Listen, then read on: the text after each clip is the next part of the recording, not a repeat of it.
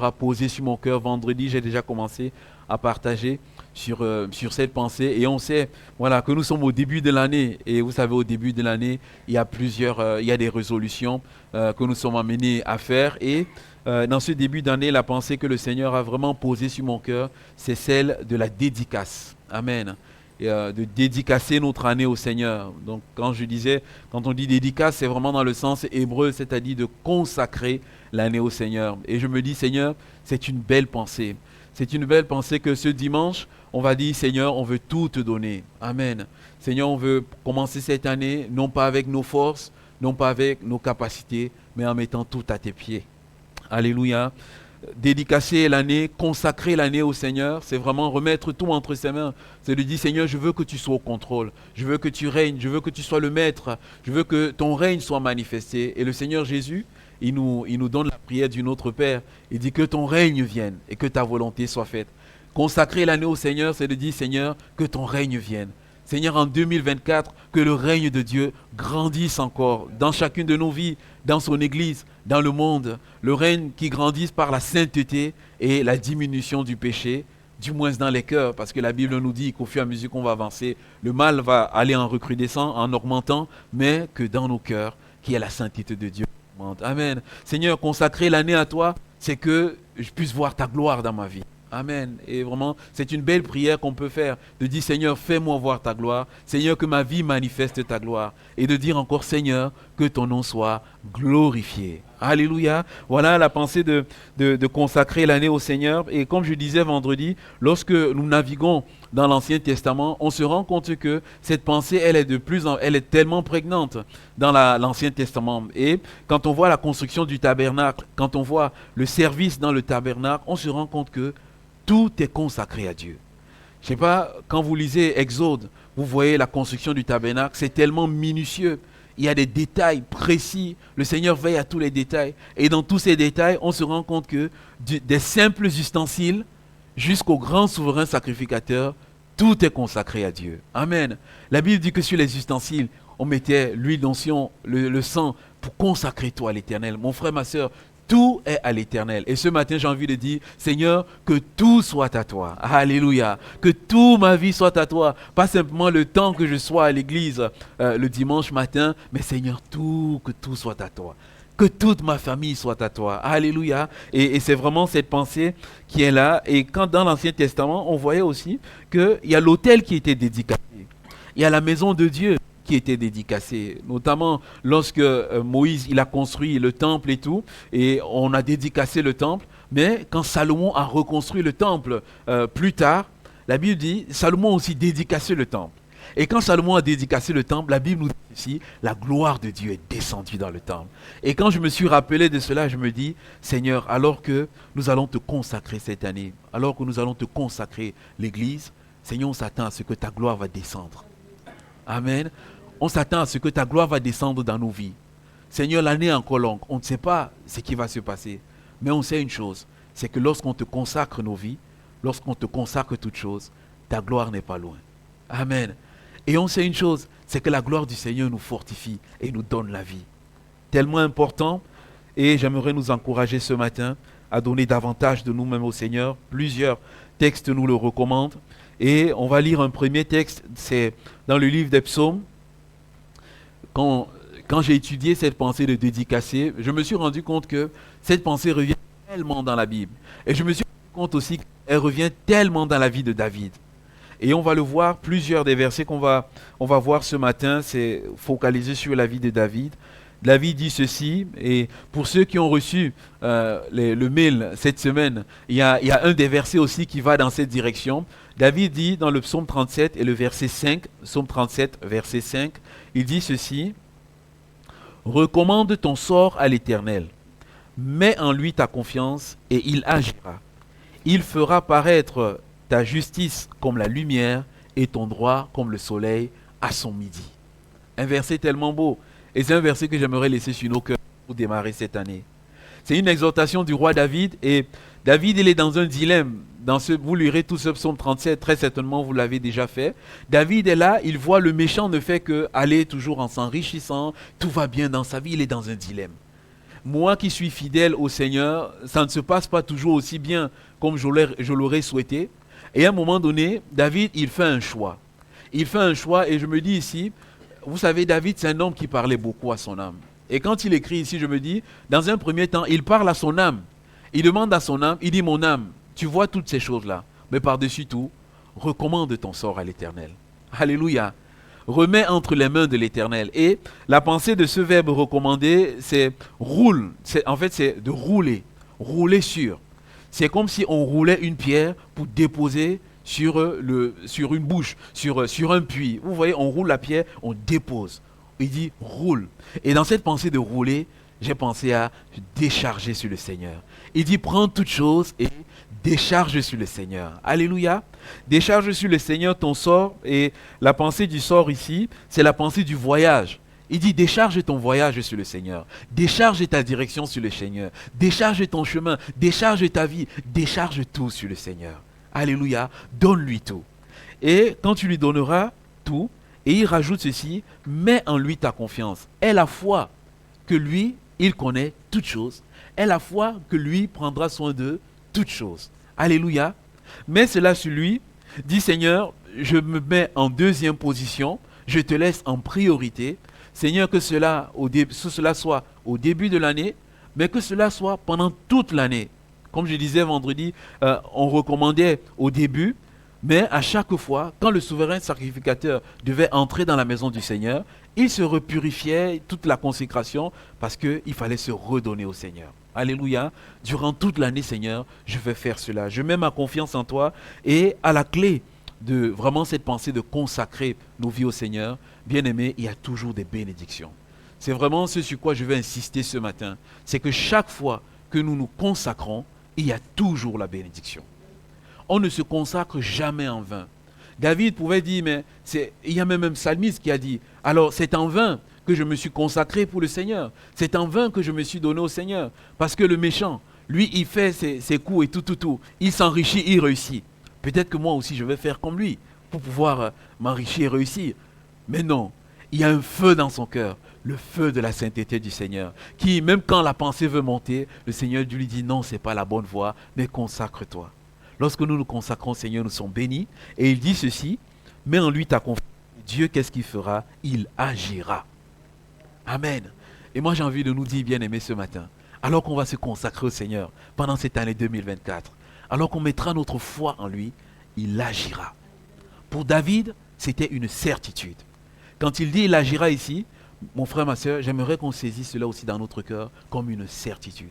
De dire, Seigneur, je sais que tu agiras. Je ne sais pas comment tu le feras. David a fait l'expérience et il a vu que tu agis plusieurs fois. Vous savez, David, pendant toute sa vie, il a été tellement pourchassé par Saül.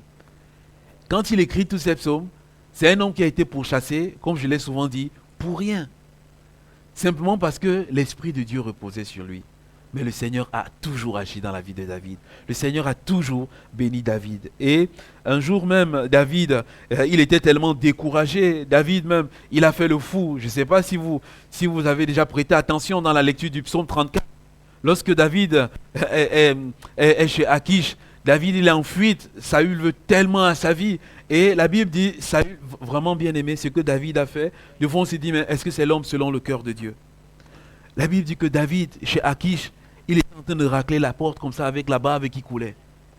Akish dit, est-ce que je n'ai pas déjà beaucoup de fous pour que vous m'en rajoutez un autre fou? Il dit, non, je ne veux pas un fou dans mon armée. David, il était arrivé à une telle situation. On ne sait pas si c'était un stratagème ou on ne sait pas. Mais à tel point où il a fait le fou, la bave était là. C'est-à-dire, c'est un homme qui a souffert. Mais c'est un homme qui nous dit, recommande ton sort à l'Éternel, il agira. Alléluia. Quand il dit il agira, il y a plusieurs pensées dans ce verbe. Il agira, c'est-à-dire il accomplira. Il accomplira une promesse qu'il t'a faite. Il accomplira une œuvre qu'il a placée sur ton cœur. Dans le mot agira, il y a le mot entreprendre. Il entreprendra quelque chose avec toi. Peut-être tu crois que Dieu ne peut plus rien entreprendre avec toi. Mais il dit il agira, il entreprendra avec toi. Il n'a pas encore fini avec toi. Il continuera d'entreprendre cette année. Il entreprendra un projet. Dans le mot agir, il y a aussi le verbe façonner. Il dit quand tu vas te recommander, le Seigneur va te façonner. Il va façonner ton caractère. Il va façonner qui tu es. Alléluia. Il va façonner afin que tu puisses arriver dans la stature parfaite de Christ. Il va te transformer. Et dans cette transformation, peut-être qu'il y aura des épreuves qui seront là.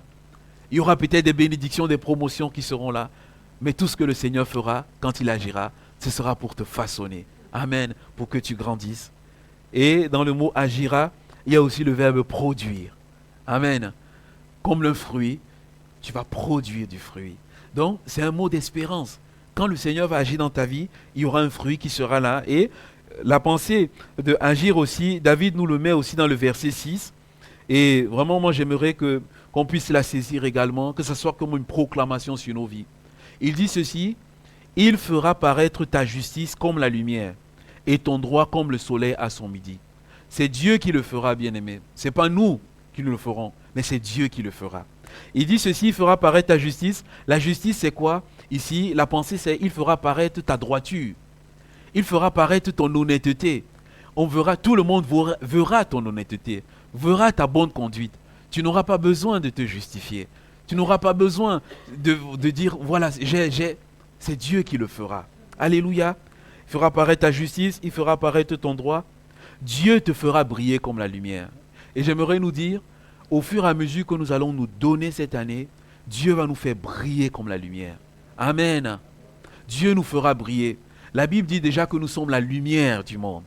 Mais plus nous allons nous recommander à Dieu, plus notre lumière va augmenter. Alléluia. Nous sommes comme ces jarres de lumière qui sont comme pilotées par des potentiomètres. Vous savez, il y a ces lampes qui sont pilotées par des potentiomètres. Au fur et à mesure que tu tournes le potentiomètre, la lumière brille de plus en plus. Alléluia. Nous serons comme ces lampes. Le Seigneur va nous faire briller de plus en plus. Et j'ai observé une chose, il dit, il va briller comme le soleil à son midi. On sait qu'à midi, c'est là où le soleil est le plus fort. C'est-à-dire, on va tellement briller qu'on ne pourra ne pas nous voir. Alléluia. Amen. Et je dis, Seigneur, embarque-nous dans cette recommandation, cette consécration, afin qu'on va tellement briller. Mon frère, ma soeur, tu vas tellement briller dans ton travail, tu vas tellement briller dans ton lotissement, tu vas tellement briller dans ta famille, qu'ils vont tellement voir ta lumière et ils ne pourront pas faire autrement. Étienne était tellement rempli du Seigneur qu'il a brillé. La Bible dit que sa face, elle était comme celle d'un ange qui ne pouvait résister à la sagesse qui se dégageait de lui. Je ne sais pas quel est l'effet que la sagesse d'Étienne faisait sur ces personnes du Sanhédrin, mais je pense que ça devait être puissante. Et le Seigneur nous dit ceci, lorsqu'on sera traduit devant les tribunaux, il nous donnera une sagesse devant laquelle les hommes ne pourront pas résister. Alléluia. Pilate n'a pas pu résister devant la sagesse de Jésus. Hérode n'a pas pu résister devant la sagesse de Jésus. C'est la raison pour laquelle Pilate est venu. Il dit, mais je ne trouve aucune faute en lui. Je ne vois que lumière, vérité et brillance en lui. Vous voulez me pousser à le condamner. Mais je l'ai sondé, je l'ai questionné. Je ne trouve aucune faute en lui. Mon frère, ma soeur, Jésus, il a brillé envers et contre tout. Et alors que tu te consacres cette année, Dieu va te faire briller. David le dit, c'est parce que David a fait une expérience. Vous savez, David a été tellement pourchassé, mais David avait reçu l'onction royale. David devait être roi. Saül a pourchassé David. Et Jonathan, le fils de Saül, il va dire ceci à David. David, moi je sais que c'est toi qui seras le roi. Alléluia. Il est pourchassé. Il n'est pas encore dans la royauté, mais Jonathan a déjà vu briller la royauté sur David. Amen. Mon frère, ma soeur, Dieu fera briller. Oh, je ne sais pas si c'est la royauté, mais en fait, il fera briller la lumière de Jésus sur ta vie. Je veux le proclamer sur ta vie. Je veux le proclamer sur ma vie. De dire, Seigneur, alors que je veux me recommander à toi, ma lumière va briller. Alléluia. Il y a une autre pensée que le Seigneur a mis concernant David. Voyez-vous, Nabal, la Bible dit c'est un fou. David a aidé Nabal un jour en protégeant ses serviteurs. Nabal était un riche. Un jour, David a demandé la subsistance à Nabal. Nabal, il s'est permis de rabrouer David. Et David, c'était un homme aussi selon le cœur de Dieu, mais c'était un homme aussi selon la chair. David, il a scellé ses chevaux, il a scellé ses hommes, il dit on va régler le compte de Nabal. Il dit moi je l'ai gardé, mais regardez comment il me récompense, alors je vais me faire justice. Et là quand David se lève, on va dire à Abigail, David se lève, il vient. Là, c'est l'avenir de ta maison qui est en jeu. À la fois toi et à la fois nous. Abigail, une femme qui est sage. Et moi je dis, ceux qui ne sont pas encore mariés, Lisez l'histoire d'Abigaël. Alléluia. Dites, Seigneur, moi je veux une femme comme Abigaël. Je veux une femme qui a le cœur comme Abigaël. Alléluia. Nabal, c'était un fou. Nabal, il a insulté David. Mais Abigaël était une femme spirituelle. Abigaël connaissait qui était David. Abigaël, alors que David va verser le sang, elle va venir, elle va faire des offrandes, elle va descendre de son animal, elle va se prosterner devant David. David n'est pas encore roi, mais elle se prosterne déjà devant David. Elle dit à David, David, ne verse pas le sang, parce que Dieu t'a appelé à être roi. Alléluia. Elle avait déjà vu la lumière de la royauté briller sur la vie de David. David lui-même, il avait oublié. Et des fois, peut-être, nous allons nous-mêmes oublier la lumière de Christ qui est sur nos vies. Et des fois, ce sont les inconvertis qui vont nous rappeler, mais toi, tu ne peux pas dire des choses pareilles. Toi, tu ne peux pas aller dans des directions pareilles. Toi, tu ne peux pas aller. Et là, on va se rappeler, ah oui, c'est vrai. Alléluia. Cette femme Abigaël, elle a vu la lumière briller sur la vie de David. Mon frère, ma soeur, les personnes, les hommes verront la lumière de Dieu briller sur toi, sa gloire. Saisis cette parole, recommande-toi au Seigneur. David, il dit dans ce psaume 37, vraiment, on a l'impression que c'est un psaume que David a écrit à la fin de sa vie. David dit ceci, il dit dans le verset 25, « J'ai été jeune, j'ai vieilli, et je n'ai point vu le juste abandonné de Dieu, ni sa postérité mendiant son pain. » Alléluia. Il dit le juste qui a consacré sa vie à Dieu, il dit, je n'ai jamais vu. J'ai été jeune, j'ai vieilli. Dieu a toujours été fidèle. Alléluia. Alors il nous encourage, consacrons-nous à Dieu. Et un jour nous pourrons rendre le même témoignage. De dire, Seigneur, au soir de ma vie, dans ma jeunesse, dans ma vieillesse, j'ai vu, tu m'as toujours porté. Ne le dit-il pas à son peuple dans Ésaïe 46, des versets 3 et 4? Il dit simplement à son peuple, lors de ta conception, moi je t'ai pris en charge. Quand tu es né, je t'ai porté. Jusqu'à quand tu auras les cheveux blancs, je te prendrai encore en charge et je te porterai encore. Quelle belle promesse pour 2024. Alléluia. Si lui, dès le temps de notre conception, il nous a déjà pris en charge. David lui-même, il dit dans un autre psaume, Seigneur, tu es celui qui m'a tiré du sein maternel. Seigneur, tu es celui qui m'a posé à la mamelle. Comment David pouvait avoir la connaissance de tout cela? C'est quand il s'est assis, il a regardé à la gloire et la sainteté de son Dieu. Il a regardé à la grandeur de Dieu et il s'est rendu compte qu'en fait, sa vie est entre les mains de Dieu. C'est Dieu qui prend tout, le contrôle, sa naissance. C'est pour ça que je dis, même quand un enfant va venir au monde, c'est un combat. On a besoin de dire, Seigneur, c'est toi qui as tiré David du sein maternel. Alors on veut prier pour cet enfant qui va arriver, parce que tu es celui qui va le tirer du sein maternel. Alléluia, parce que tu es au contrôle de tout. David a témoigné de ça avec fidélité. C'est une pensée qui était dans la vie de David en permanence. Lorsque même il était en proie à des souffrances, à des difficultés, même à la trahison d'un proche, lorsqu'il était exposé à toutes sortes de choses, David pouvait encore dire dans le psaume 55 ceci, « Remets ton sort à l'Éternel et il te soutiendra. Il ne laissera jamais le juste chanceler. » Bien-aimés, tous ces passages sont tellement importants. Et en lisant la vie de David, vous verrez que cette pensée de consécration à Dieu revient en permanence. Ce passage, le psaume 55, David ne savait même pas de qui il était en train de parler. Il parlait de lui. Mais en réalité, il parlait aussi de Jésus. Parce que le psaume 55 nous parle de Jésus. Il dit, celui qui était mon intime, celui qui était mon ami, celui avec qui on montait dans la présence de Dieu, c'est lui qui a levé le talon contre moi. De qui est-ce que David est en train de parler? De Judas. Alléluia. Jésus, il a confié sa vie à Dieu. Jésus a consacré sa vie à Dieu. Tous les jours de la vie de Jésus, c'était une consécration permanente, un abandon permanent de sa vie à Dieu. Et Dieu l'a toujours soutenu. Quand bien même il a été trahi par Judas, Jésus est allé à la croix, mais il n'a pas été abandonné par Dieu. Il y a un psaume qu'on connaît souvent, qu'on connaît bien, c'est le psaume 22. Dans le psaume 22, David parle de ses souffrances, mais en réalité, bien aimé, le psaume 22, David est en train de parler de Jésus. Quand vous regardez ces trois psaumes, le 22, le 23 et le 24, le 22 nous parle de la souffrance du berger. Le 23 nous parle de la marche, de la vie du berger. Et le 24 nous parle de la gloire du berger. Le psaume 22, David parle de ses souffrances. David, il dit au verset 8, « Recommande-toi à l'Éternel, l'Éternel le sauvera, il le délivrera plus qu'il aime. » Il dit, « Recommande-toi à l'Éternel. » Et ensuite, il dit, « L'Éternel le sauvera, il le délivrera puisqu'il aime. Et dans la formulation de ce psaume 22, on voit qu'il y a un changement de ton. Il dit, recommande-toi à l'Éternel. Et tout d'un coup, il dit, l'Éternel le délivrera et le sauvera puisqu'il aime. David était rempli de l'esprit prophétique. David savait qu'il s'agissait de Jésus. Déjà de lui-même, mais de Jésus. Vous savez, dans Matthieu 27, le verset 43, lorsque Jésus a été cloué à la croix, il y a plusieurs personnes qui passaient. Et parmi ces personnes, il y a certains qui ont dit, il s'est confié en Dieu, maintenant que Dieu vienne le sauver. Quand vous lisez vos Bibles, en bas, il y a des concordances, des références, et la référence se renvoie à ce verset. Ils étaient en train de citer un verset que David avait déjà cité longtemps sans le savoir. Amen. Il était question de Jésus. Jésus avait recommandé sa vie, il avait consacré, mais ça n'a pas empêché qu'il aille à la croix. Mais Jésus est allé à la croix, mais le Seigneur, qu'est-ce qu'il a fait? Le Seigneur a ressuscité Jésus après. Alléluia. Et je veux nous dire, bien-aimés, alors que nous allons nous recommander au Seigneur, le Seigneur va venir, il va nous délivrer. Il va nous libérer de toutes sortes de choses qui puissent être là.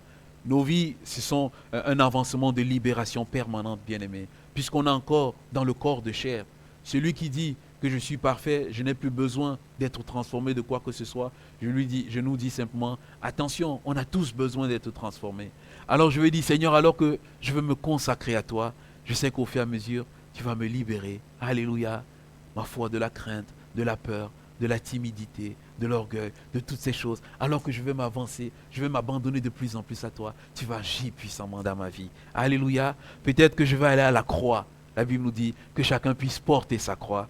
Mais de la croix, Marc, j'aime bien, Marc, il a vraiment cette pensée qui est toujours dans son esprit. De la croix, la grâce coule. Je sais que je vais aller à la croix avec Jésus, mais à la croix, la grâce va couler.